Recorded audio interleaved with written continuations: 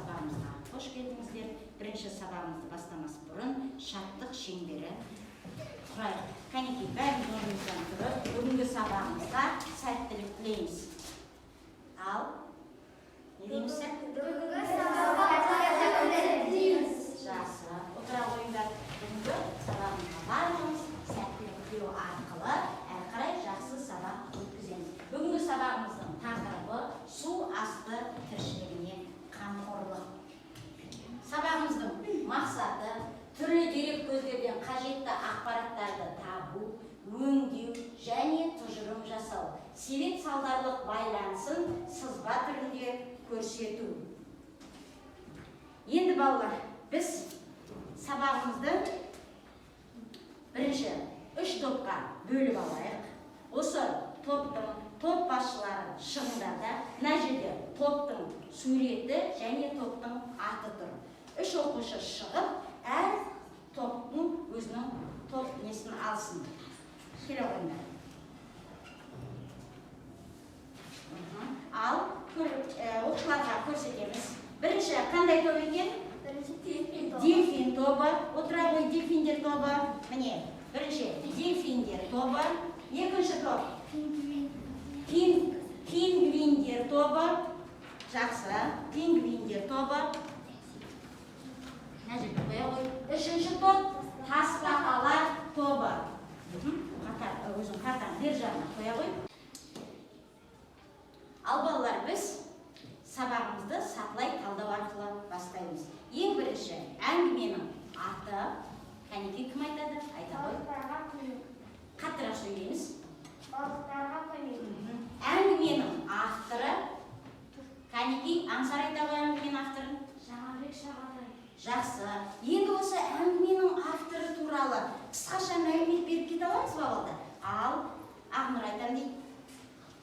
Жаңабек Шағатай ұлы 1961 жылы Талас ауданында дүниеге келген кісі. Оның шығармалары өте көп. Жақсы. Енді балалар, мен осыған әрі қарай кішкене қосымша мағлұмат беріп кетейін. Жаңабек Шағатай бұл 1961 жылдың бірінші қаңтарында Жамбыл облысы Талас ауданының Үшарал ауылында дүниеге келген екен. Бұл кісі 1991 жылы қазіргі Әл-Фараби атындағы Қазақ ұлттық университетінің журналистика факультетін бітірген. Ол кісі жазушылар одағының мүшесі және журналистер одағының мүшесі болған кісі екен. Ол университетті бітіргеннен кейін ауыл шаруашылық саласында құрылыста жұмыс істеген, одан кейін өз мамандығы бойынша бірнеше әңгімелер жазған. Осы әңгімелердің ішінде 2005 жылы жазушы баспасынан ызғырық атты жинағы жарық көрген екен. Енді балалар, біздің әңгімеміздің жанры қандай? Өлең түрінде ме, әлде әңгіме түрінде ме? Әңгіме түрінде. Егер де өлең түрінде болатын болса, оны не деп атаймыз? Поэзия дейміз. Ал әңгіме түрінде болса проза дейміз. Сонда бүгінгі біздің өтейін деп тұрған әңгімеміз не деп аталынады екен? Проза болып аталынады екен. Енді осы идеясы қандай? Ал Кәусар айта ғой. Жан-жануарларға және балықтарға көмек. Дұрыс айтады, жан-жануарлар мен балықтарға көмек екен. Енді кейіпкерлері бар осының ішінде. Кейіпкерлерін атайықшы. Ал бақылай. Әкесі мен баласы. Біздің 2 кейіпкер бар екен. Ол әкесі және баласы екен. Енді әңгімені әрі қарай біз өзіміз әңгімелеп бастап кетеміз. Кәнекей, кім бірінші бастайды? Ал Ақнұр бастайды. Қат сөйлейміз. Әкесі айтады, екеуміз бүгін балық аулап қайтайық дейді. Баласы орнынан атып тұрып, алақай деп қуанады. Одан кейін баласы сұрақ қояды әкесіне. Біздің қармағымыз жоқ қой, оның үстіне көлдің бәрін мұз басып жатыр дейді. Балам, сен уайымдама, мен құрал-саймандарды дайындап қойғанмын, сен тек нанның тұқымын ала жүрші деп жымияды әкесі. Әрі қарай жалғастырады Кәнекей. Ал Жанерке. Мақсат ақылы болып түне бастады. Әкесі оны күтіп тұрады. Мақсаттың әкесі Мақсаттың қолына балдасын алып, өзі Сүйменді алады. Екеуі Қамысты көлге барады. Айнала жым-жырт жер бетінің бәрін қар басқан көлді не басады балдар? Көлде мұз қатқан екен. Жақсы. Ал әрі қарай кім жалғастырады? Тағы. Ал Кәусар. Әкесі үстіндегі тонын шешіп тастады. Да, не істеді? Қолындағы пимасын бір-біріне қағып, зілде Сүйменді қолына алды да мұзды оя бастады. Кенет су бетіне бұрқ-бұрқ етіп, су көбіршіктері шыға бастады. Аппақ бу көтерілді. Су бетіне аппақ бу көтеріледі екен. Тағы да әрі қарай кім жалғастыра ғой. Кәне балам, мынау қиқымды суға лақтыр дейді. Содан кейін суға қарағаннан кейін оны қолмен ұстап алуға да болатын еді. Оның қанаттары жұқа болады. Нені қолмен ұстап алуға болатындай су бетіне шықты? Балықтарды ұстап алуға болатындай көл бетіне шықты. Өйткені балықтарға бұл жерде не жетпей жатыр балдар? Оттегі ауа жетпей жатыр екен енді. Жақсы. Қарашы, әке ауа жұтып жатыр деді. Әкесі балықтарды шошытып алмайын дегенде сыбырлай сөйлейді. Біз мұзды неге ойдық деп сұрады Мақсат түсінбей. Біз балықтарды аулаймыз ба деді. Жақсы. Әрі қарай Аламсар жалғастыра ғой. Балам, бұларды аулағаннан не ұтамыз? Онсыз да өздері қырылып қала жаздатты ғой, бейшаралар. Одан да жүріп, біраз жылым ойымыз керек дейді. Олар не істейді әрі қарай? Жылым ойуға кетеді екен. Алдын жалғастырады әрі қарай. Анел, айта ғой. Неге әке қыстың күні өзендермен көлдерде мұз қатқанда су астында оттегі азайды деді. Деп Мақсат. Әкесіне сұрақ қояды, е? Әкесіне сұрақ қояды. Балықтар әсіре балының жоқтығынан әрі қоректің азайғанынан қырылып қалады. Осылай табиғатқа жаны ашитын адам осы мезгілде балықтарға көмектесу керек. Міне ендеше сен де қарап тұрма. Ана балтамен мына жерді ой деп тапсырады әкесі. Мақсат балтаны сілсілде жатыр. Балықтардың халі қандай аянышты деп Мақсат аяп кетті. Бұрын білсең ғой, талай жылым жасап жем шашып тұрар едім. Мейлі ұзақ қой, әкем екеуміз тала келеміз деп ойлады Мақсат. Міне көрдіңдер ме балдар? Сонда Мақсат жылым ойу арқылы балықтарға оттегі ауа берді. Қандай әкесі екеуі балықтарға көптеген көмек жасады. Енді балалар, бүгінгі біздің тақырыбымызда жылым деген түсіндірме сөздік бар екен. Осында жылым екі мағынада айтылады екен балдар. Бірінші мағынасында балықтарға жаңағы тордан жасалатын ау деп айтылады. Оны балықтарға құрып қояды екен де сол тор арқылы балықтарды аулайды екен. Екінші жылым деген сөзіміз өзен мен көлдің қыстыгүні қатпайтын жері. Және де адамдардың балықтарға көмек ретінде жаңағыдай мұзды ойып, балықтарға ауа жіберетін, жем шашатын жерін не деп атайды екен? Жылым деп атайды екен. Енді балалар, біз осы балықтардың бірнеше түрлерін білеміз, күнделікті өмірде көптеген балықтарды көріп те жүрміз, оларды тамақ ретінде пайдаланып та жүр екенбіз. Енді балдар, балықтардың қандай түрлерін білеміз? Ал айта қойыңдар, мына топтан. Алабоға, бекіре, табан. Жақсы, тағы да кім айтады? Алла не айта ғой? Алабоға, итбал, атбал, аппақ. Жақсы, ал айта ғой? Бардыр. Жыланбал, алабоға. Жақсы. Майшаға, сазан, алабоға. Жақсы. Шортан, бекіре, жайын. Жайын. Ал мөлдір сен деп та ғой? Ақбала, сазан бала. Сазан балық дейді. Ал. Алабоға, табан, сазан, жыланбалық, бекіре, шортан. Шортан. Жақсы. Міне біз күнделікті өмірде көптеген балықтарды суреттен де көреміз, телевизордан да көреміз, әртүрлі жерден біз көріп жүр екенбіз. Енді осы балықтардың балдарын бізге қандай пайдасы бар? Жаңа біз қандай балықтарды білесің деп айттық. Енді балықтардың пайдасы қандай? Балықтардың пайдасы көру қабілетін жақсартады, жүйке жүйесін қалыпқа келтіреді, тітіркенуді азайтады, ұйқыны жақсартады және жүрек қан тамырлар жүйесін нығайтуға ықпал етеді. Жақсы. Ал енді келесі сұрағымыз, балықтарды қай кезде аулауға болмайды? Ал Назгүл. Балықтарды көктемде аулауға болмайды, себебі көктемде балықтар уылдырық шашады. Жақсы, міне көрдіңдер ме балалар? Балықтардың пайдасын айттық.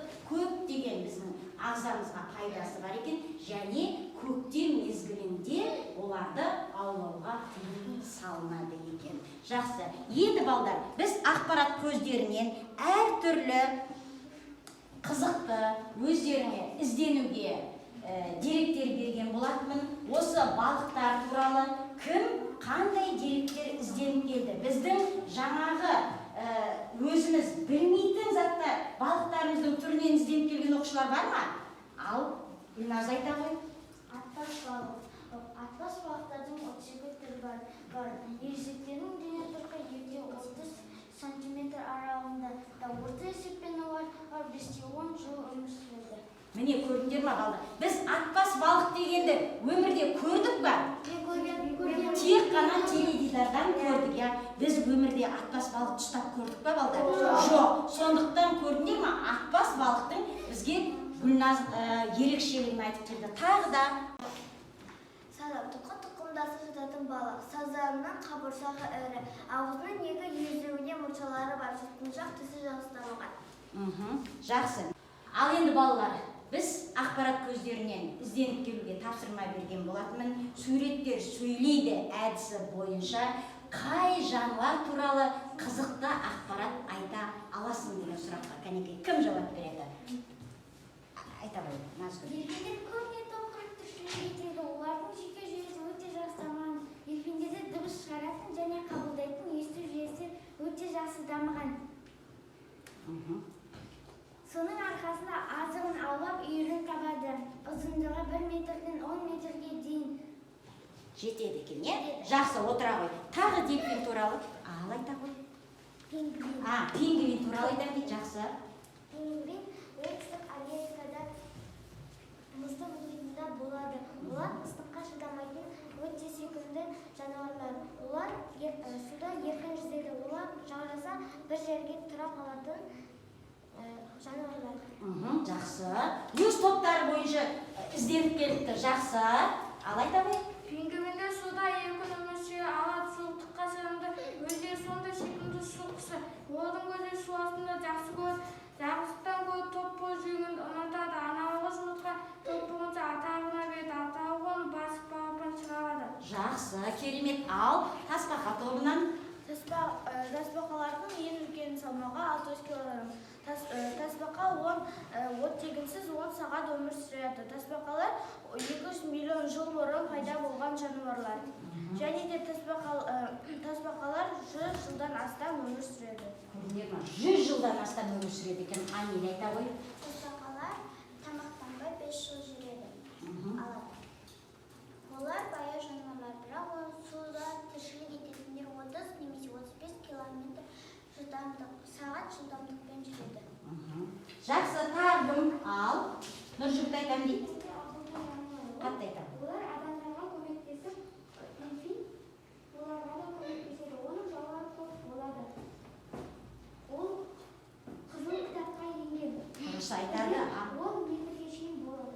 1 метрден 10 метрге дейін ұзындықты болады екен. Ал Саида? Итбалық.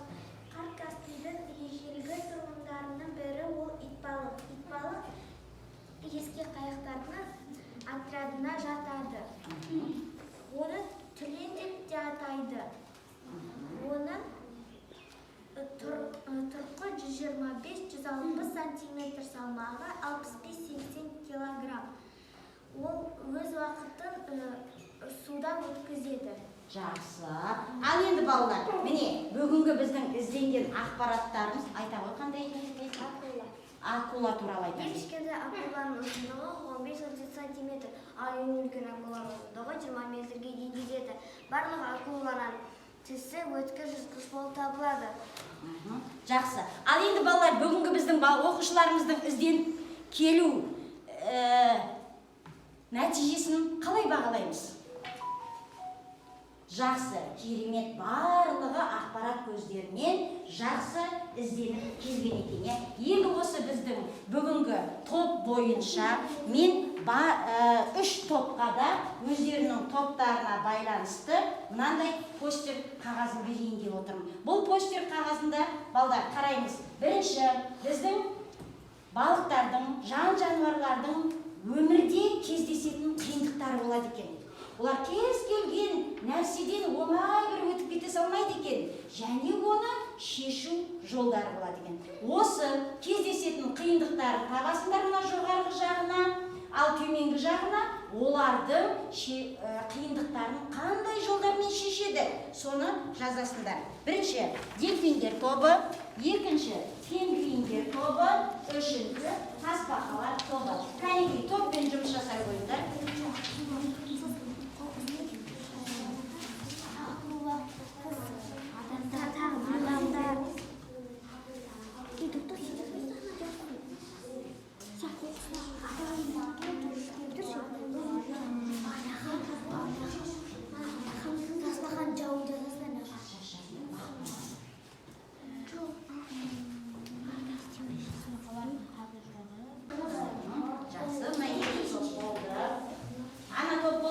Бірінші топ келіп қорғауға шыға қойыңдар.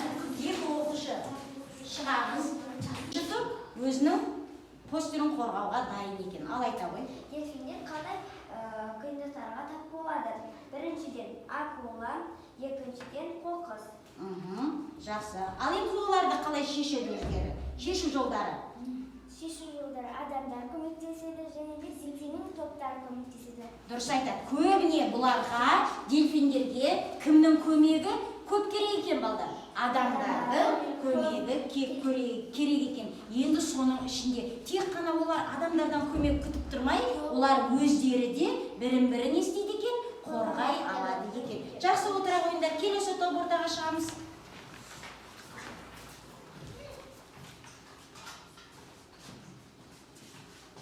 Бастаймыз. Қауіптері ағаюдан қауіп төнеді оған ит балықтан. Ит балықтарын және оны шешу жолдары. Шешу жолдары адамдар көмектеседі және оның өзінің достары көмектеседі. Бірі-біріне көмектеседі. Дұрыс айтады. Өйткені бұл пингвиндер қайда тіршілік етеді балдар? Мұзды, суық жерлерде тіршілік етеді. Сондықтан олар ең қауіпті жаулары не екен? Ағаю екен балдар. Олар ағаюдан қорғану жолдарын іздейді екен. Жақсы. Келесі топ. Әне, шағыр. Тасбақалар. Тасбақаларға қорғануға көмектесетіндері үстіндегі қабыршағымен адамдар көмектеседі.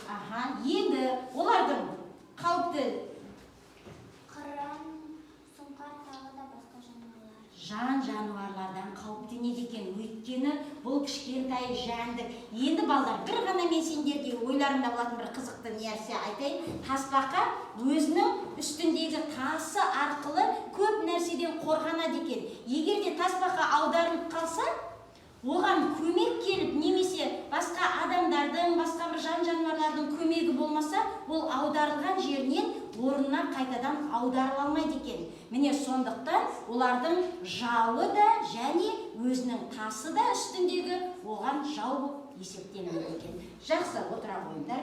Енді балдар, міне біз көптеген қызықты ақпараттарды алдық. Енді бүгін біз табиғатты қорғау туралы мақалдар айтайық. Сабағымызды осы мақалдар арқылы қорытындылаймыз. Жақсы, көптеген оқушылар табиғатты қорғауға жаттап келген екен. Ал Сұлтаннан бастайық. Су, табиғат, аза. Жақсы. Адамның табиғатсыз күні жоқ. табиғатсыз күні жоқ, табиғаттың айтар тілі жоқ. Жақсы. Табиғат ел байлығы. Жақсы. Ани. Табиғат жер байлығы. Жақсы. Мына жақтан кім айтам дейді? Кәусар. Адамның табиғатсыз күні жоқ, табиғаттың оған айтар тілі жоқ. Тағы кім айтады табиғат туралы? Бар ма тағы мақал айтатын? Дұрыс айтады. Адамның табиғатсыз күні жоқ, ол табиғаттың оны айтар тілі жоқ дейді. Дұрыс айтады. Міне, сонда адам мен табиғат тығыз байланысты екен. Енді балалар, бүгінгі сабағымыздың бағалау критерийі әңгімені сатылай талдайтын амалы. Біз әңгімені сатылай талдай алдық па балалар? Жақсы етіп сатылай талдадық. Дескрипторларымыз әңгіме мазмұнымен танысады. Біз бір-бірімізге әңгіменің мазмұнын таныстырдық. Әңгіменің композициялық құрылысын анықтайды. Композициялық құрылысын анықтады. Тұжырым жасай алады. Біз барлық жан-жануарлардың ішінде балықтарға тұжырым жасады. Су тіршілік иелеріне өз ойларын, пікірлерін айтады. Өз ойларыңды, пікірлеріңді ақпарат көздерінен ізденіп келу арқылы жақсы бізге айтып бере алдыңдар. Постер қорғайды. Біз постерімізді де жақсы қорғап шықтық. Енді балалар, бүгінгі сабағымызды өзіміз бағалайық. Кәнекей, қандай деп бағалаймыз бүгінгі сабағымызды? Өте керемет деп бағалаймыз. Жақсы, осымен сабағымыз